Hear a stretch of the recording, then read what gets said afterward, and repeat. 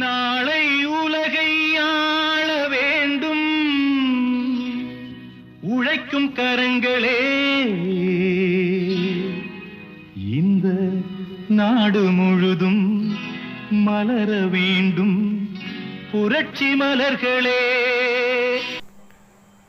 தூரத்து பார்வை நேயர்கள் அனைவருக்கும் எனது நெஞ்சார்ந்த வணக்கத்தை தெரிவித்துக் கொள்கிறேன்.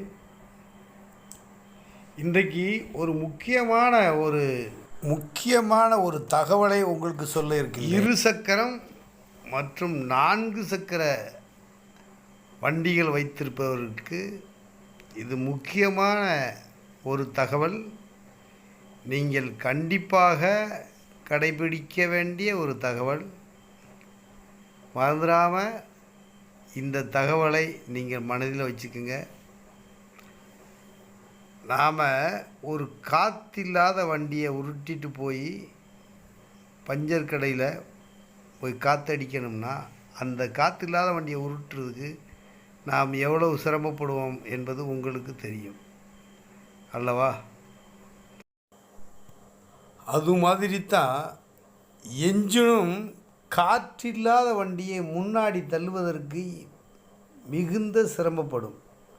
அப்படி மிகுந்த சிரமப்பட்டு ஒரு வண்டியை முன்னாடி தள்ளுது அப்படின்னா அதற்கு பெட்ரோல்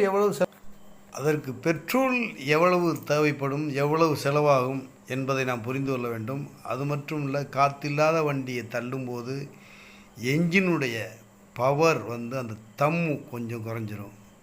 அதனால் நீங்கள் கவனமாக இருக்க வேண்டும் இந்த விஷயத்தில்.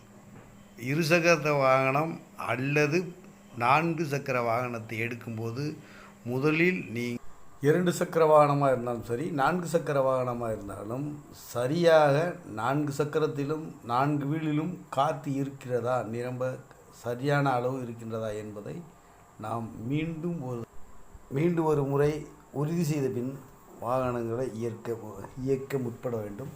அவ்வாறு முற்படும்போது வாகனங்களுக்கு எந்த விதமான சிரமங்களும் இருக்காது, எந்த ரிப்பேரும் வராது என்பதை நீங்கள் பெட்ரோல் செலவும் ஆகாது. நண்பர்களே, இதை புரிந்து கொள்ளுங்கள். இதை நினைவில் வைத்து இருங்க.